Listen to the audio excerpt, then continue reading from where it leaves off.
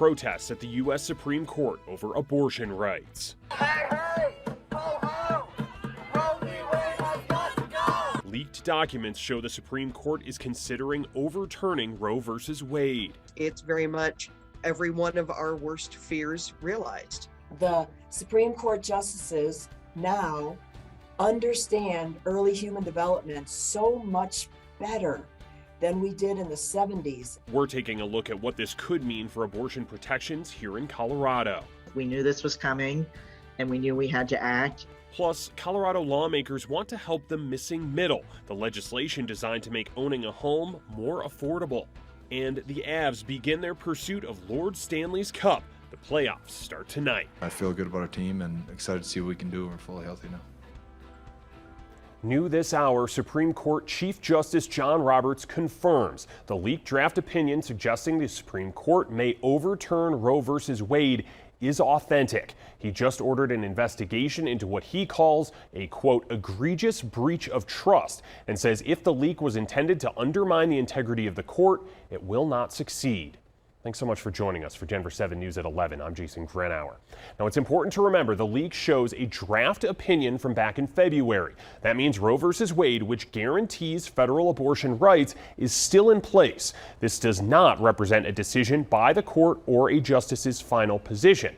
But this leaked draft and its possible massive implications is bringing protesters to the Supreme Court. They are outside right now on the steps of the Supreme Court, both sides right now, and they plan to be out there for the majority of the day, as well as here in Colorado. We'll get to that in just a moment. But if this draft decision stands, it would mean a shift in reproductive rights here in the U.S. Faith Abube reports from Washington on the case that caused the court to write this opinion and the reaction from President Joe Biden. Overnight, hundreds breaking out in emotional demonstrations outside the U.S. Supreme Court, moments after a stunning leak of a first draft opinion suggesting a majority of the justices on the nation's highest court are set to strike down federal abortion rights that have been enshrined in law for almost 50 years. If the rationale of the decision as released were to be sustained, a whole range of rights are in question. And the idea we're letting the states make those decisions would be a fundamental shift in what we've done. The preliminary Supreme Court opinion published by Politico apparently shows a 5-4 conservative majority ready to uphold Mississippi's ban on abortions after 15 weeks. But the draft goes even further to overturn the landmark 1973 Roe v. Wade decision and the 1992 ruling Planned Parenthood v. Casey that reaffirmed a woman's right to an abortion. Justice Samuel Alito, the apparent author of the opinion, writing, quote, "It is time to heed the Constitution and return the issue of abortion to the people's elected representatives." The unprecedented leak has already sent a jolt across the country, angering abortion rights advocates. Planned Parenthood with a scathing reaction saying, quote, "It's outrageous, it's unprecedented, but it's not final. Abortion is your right, and it's still legal." The leaked draft document coming as several states have enacted restrictions on abortion rights. And if federal protections are overturned, more than a dozen states are poised to join them, immediately banning abortions, despite a new ABC News Washington Post poll showing 54% of Americans do not believe Roe v. Wade should be overturned. And the Supreme Court just confirmed the authenticity of the draft opinion, but says it does not represent a final position of any member on the issue. Chief Justice John Roberts adds that the leak is a betrayal of the confidences of the court. In Washington, Faith Abube, ABC News. You're looking live at the Colorado State Capitol now, where rallies are expected starting this afternoon. Denver 7's KRISTIAN Lopez is live at the Capitol to explain the new abortion protections that just went into law in Colorado. KRISTIAN, for this very reason. Exactly, Jason. And as you can see behind me, no one outside of the Capitol just yet. But as you mentioned, there are some rallies scheduled for later today. But just about a month ago or so, Governor Jared Polis signed a bill to protect women's health care rights. The Reproductive Health Equity Law is what it's called, and it affirms access to reproductive health care rights like contraception and abortion. It also prohibits the punishment of someone who seeks one. And we spoke to a state representative who said the leaked draft opinion is exactly the reason why lawmakers wanted to secure this into place.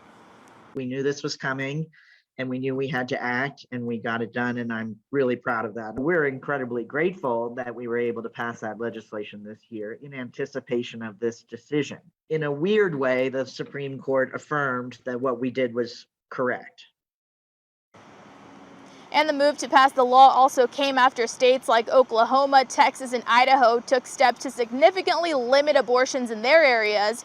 After this, the state of Colorado actually saw an uptick in women showing up from out of state. And the Supreme Court's final decision is expected for June. And as we mentioned, there are rallies set to take place here at the Capitol later today. Live in Denver, I'm KRISTIAN Lopez, Denver 7. Christian, thank you. And we will be out there covering those rallies throughout the day today.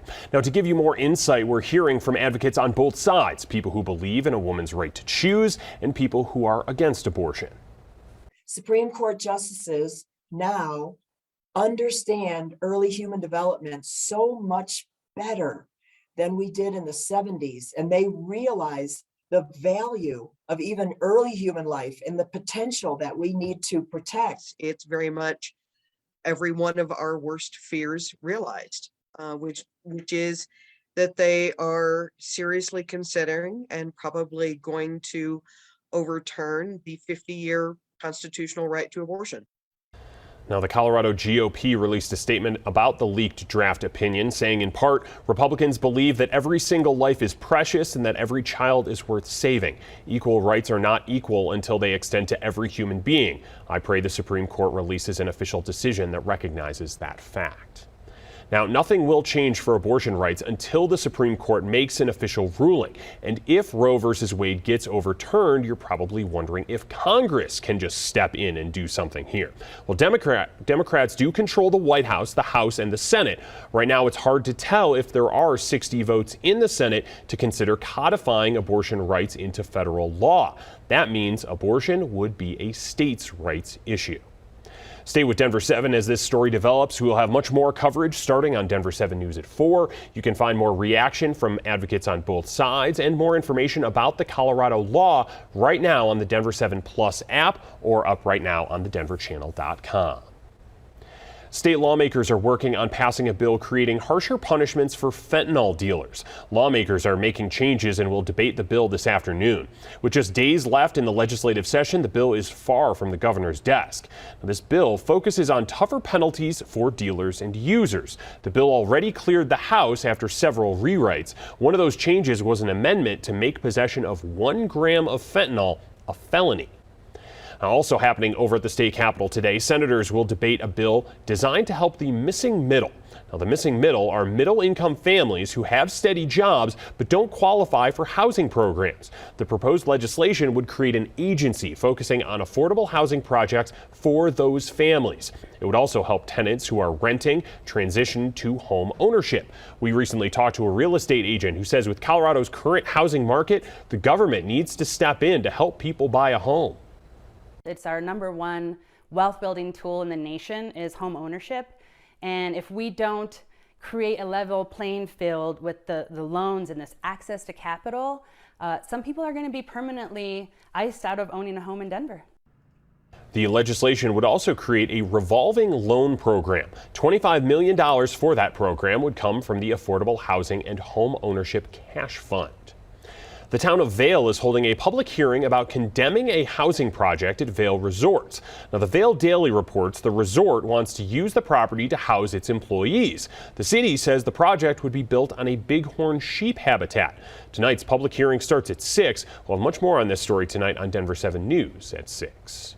Colorado lawmakers want to give people a 2-year property tax cut. Here's how it would work if the bill is passed. A home assessed at $500,000 would see roughly $274 in property tax savings in 2023. Those savings would be just a bit less in 2024. Businesses with a $500,000 commercial property value won't see any increase in their property taxes. Governor Polis says this is just one piece of the housing puzzle.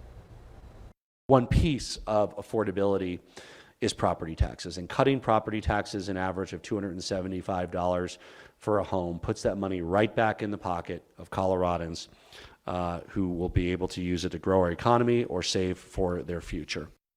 Now, the money for this is coming from a surplus from a strong state budget.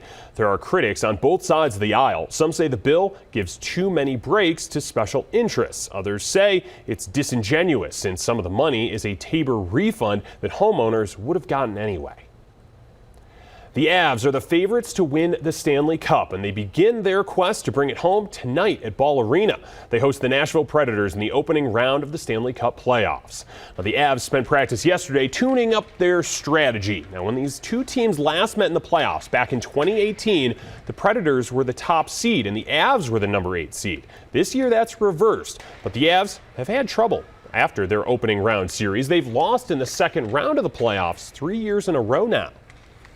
We know the building is going to be rocking, and we know the energy will be at the top. Another year has gone by where we've, the hunger is that much more, and we've learned that much more about ourselves in the regular season.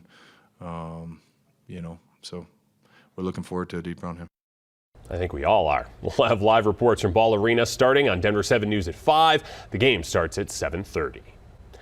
Well, coming up, a popular Colorado spot is just weeks away from opening for the season. What you need to know if you want to drive up Mount Evans. Plus, we're learning more about an Alabama corrections officer who's on the run after helping an inmate escape.